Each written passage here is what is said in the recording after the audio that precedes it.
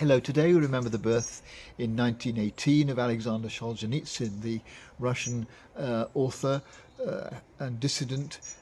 He was awarded the Nobel Prize for Literature in 1970, but during the Second War he joined the Red Army. He was a captain of a battalion which had won some distinguished victories. He was decorated twice, including the Order of the Red Star in 1944, but in 1945 he was arrested because it had been discovered that he'd been corresponding with a friend and had said some things in those letters which were counter to the prevailing view in Russia at the time, which was seen to be undermining the state, and he was sentenced to serve some time in the labour camps, which were part of the system of punishment that Stalin and Lenin had set up.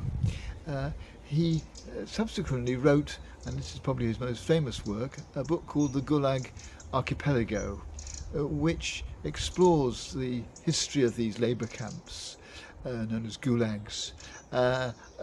So he was able to bring his own experience, but he also researched about the history of them.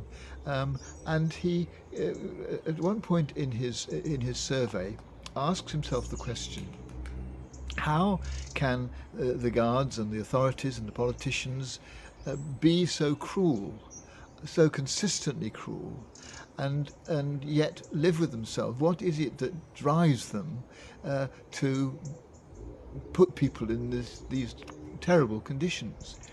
And he decided that the answer was ideology.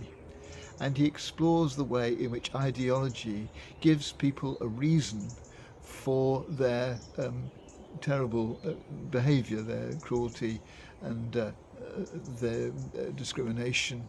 If you think about it, it's true. It was the ideology which drove the people of the French Revolution to some of the horrors that they perpetrated. It was ideology which made the Nazis behave the way they did to the Jews. It was ideology which led to 7/11.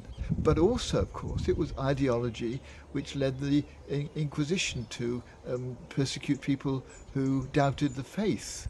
And it was ideology that led the colonizers, the British Empire, to behave the way they did to the subjects in the countries that they conquered. It isn't just bad things in our way of looking at it from the English point of view. It's Christians and our forebears as bearers of the British flag. They were all guided by the ideology to do things which were pretty horrendous. But what Solzhenitsyn says about ideology, which we need to check for ourselves, that we're not being led astray by some fixed idea that leads us to lose our sense of compassion and concern for people of particular classes or situations. We need to check on that. But the thing that we also need to recognise that there's an element of what leads to this kind of ideological activity in all of us.